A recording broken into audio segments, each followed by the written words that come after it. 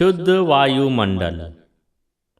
शरीर वाणी ऐं मन सां न की पाण अहिड़ो को कमु करियो जंहिं करे वायुमंडल में अपवित्रता फैलिजे ऐं न कि अहिड़ी अपवित्र वायुमंडल में रहो जंहिंजो असरु तव्हांजे शरीर वाणीअ ऐं मन ते पवे। शरीर सां मनुष्य जेको बि कर्म करे थो, वाणीअ सां जेकी बि चवे थो ऐं मन सां जेकी बि ख़्याल करे थो, उन्हनि क्रियाउनि जो असरु वायुमंडल ते पवे थो ऐं उन्हनि क्रियाउनि जा परमाणु वायुमंडल में थोरे के घणे रूप सां फैलजनि था, जंहिं करे उहे उन वायुमंडल में रहण वारी हर हिकु वस्तुअ ते पंहिंजो असरु विझनि था। सॼे आकाश में हर हंधि वायु फैलियल आहे ऐं वायु ई शरीर जे अंदरि परमाणु रूप सां रहे थो। साह जो अंदरि वञणु ऐं ॿाहिरि वञण बि वायुअ जो कार्य आहे। इहो वायु अंदरि वञण वक़्तु ॿाहिरें परमाणुनि खे अंदरि खणी वञे थो ऐं ॿाहिरि अचण वक़्तु अंदरियनि परमाणुनि खे ॿाहिरि कढी उते जे वायुमंडल में छॾे थो। जेकी परमाणु अहिड़ीअ रीति अंदरि वञनि था, से जेतिरी वधि या घटि शक्तिअ वारा थियनि था, ओतिरो वधि या घटि असरु उन माण्हूअ जे मन ते विझी सघनि था। पर उन्हनि परमाणुनि खे झटण वारो मन जेकॾहिं उन असर जे बरख़िलाफ़ ख़्यालनि जी ज़ोरदार परमाणुनि सां भरियल थिए थो त उन ते ॿाहिरें परमाणुनि जो असरु बिल्कुलु घटि थिए थो, छाकाणि जो उतां उहे परमाणु टकर खाई वापसि ॿाहिरि हलिया अचनि था। तंहिं हूंदे बि मन खे छुही अचण करे कुझु न कुझु असरु ज़रूरु थिए थो, पोइ खणी बर वक़्तु पतो न लॻंदो हुजे।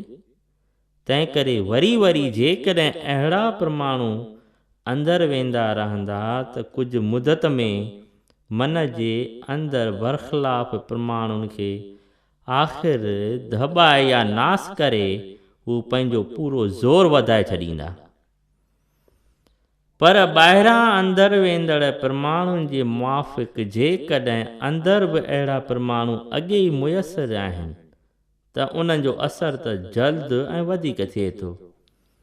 मिसला कंहिंजे मन में जेकॾहिं धन या स्त्रीअ जी वासना आहे ऐं उन्हीअ प्रकार जी वासना खे वधाइण वारा परमाणु जेकॾहिं संदसि साहु खणण सां वायुअ जे रस्ते अंदरि वञनि था त उन्हनि जो असरु बिल्कुलु तुर्त ऐं वधीक थिए थो। अहिड़ीअ रीति साहु खणण सां अंदरां ॿाहिरि अचण वारा परमाणु बि पंहिंजे वधि या घटि शक्ति अनुसार वायुमंडल में वधि या घटि मुफ़ासिले ताईं फैलजनि था। जिन जी मन जी संकल्प शक्ति घणी ज़ोरदार थिए थी, से पंहिंजे मानसिक भावनि खे घणो परे ताईं मोकिले सघनि था ऐं पाण खां कमज़ोर शक्तिअ वारनि माण्हुनि जे मन ते घणे अंदाज़ में असरु विझी सघनि था। पर जिन माण्हुनि जी संकल्प शक्ति कमज़ोर आहे, तिन जा वीचार ॿाहिरि वञी न की वॾे मुफ़ासिले ताईं फैलिजी सघनि था ऐं न की घणनि लोकनि जे मन ते असरु विझी सघनि था। हिते हिकु ॻाल्हि ध्यान में रखण जोॻ आहे त संकल्प शक्ति अक्सर ई उन्हनि जी वधे थी जिन जा संकल्प संजम वारा, सच्चा ऐं सात्विक थियनि था। बुरनि संकल्पनि जो बि घटि असरु नथो थिए, छो त अॼुकल्ह त वायुमंडल में घणो करे अहिड़ा ई संकल्प घणे अंदाज़ में फैलिजी रहिया आहिनि। जंहिं करे माण्हुनि जा मन बि उन्हनि बुरनि संकल्पनि जे मुआफ़िक़ प्रमाणुनि सां भरियल आहिनि। इहो सिद्धांत आहे त जज़्ब करण वारी वस्तु पंहिंजे जिन्स वारीअ या मुआफ़िक़ वारीअ वस्तुअ खे जल्द ऐं घणे अंदाज़ में जज़्ब कंदी आहे। मिसाल, पाणी पंहिंजी जिन्स पाणीअ या पंहिंजे मुआफ़िक़ वस्तु लूण सां जल्द ऐं घणे अंदाज़ में जज़्ब थिए थो। इन्हीअ रीति जिन लोकनि जे मन में दुख, गणती, हिंसा, धिकार, वेर, अभिमान, लोभ, दंभ, क्रोध, काम, कायरता, नास्तिकता, हसद ऐं भव वग़ैरह पाप वारा संकल्प भरियल थियनि था।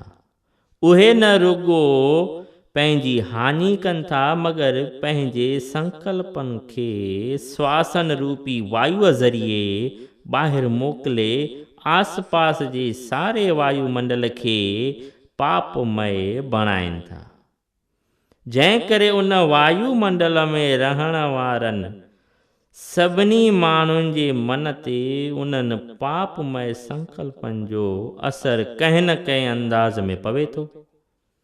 ईअं थींदे थींदे आख़िर उते जो ॿाहिरियों ख्वाह अंदरियों वायुमंडल एतिरे क़दुरु गंदो थी वञे थो जो निष्पाप ऐं ऊजल मन वारे मनुष्य खे बि उते अची घणो करे उन्हीअ वायुमंडल जे माण्हुनि जहिड़ो बणिजणो पवे थो।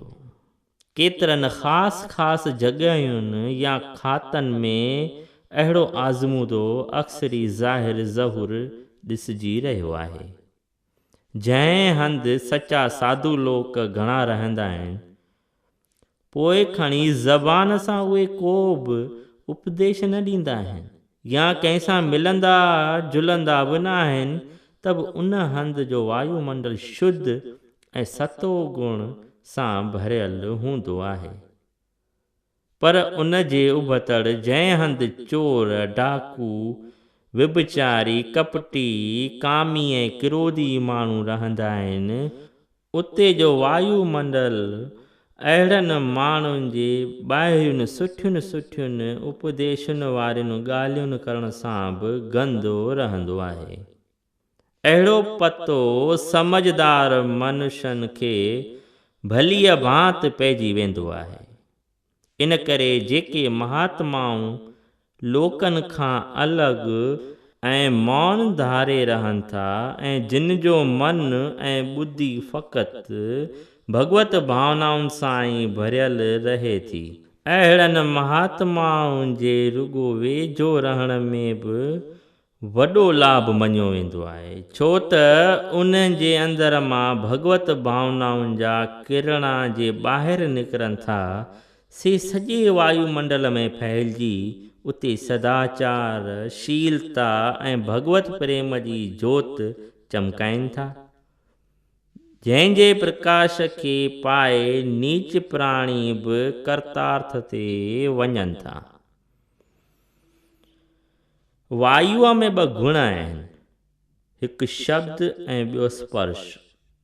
जिते हू स्पर्श करे थो उते जे प्रमाणुनि खे हेॾां होॾां पखेड़े छॾे थो। सुगंधीअ वारीअ जॻह तां सुगंध ऐं बदबूअ वारी जॻह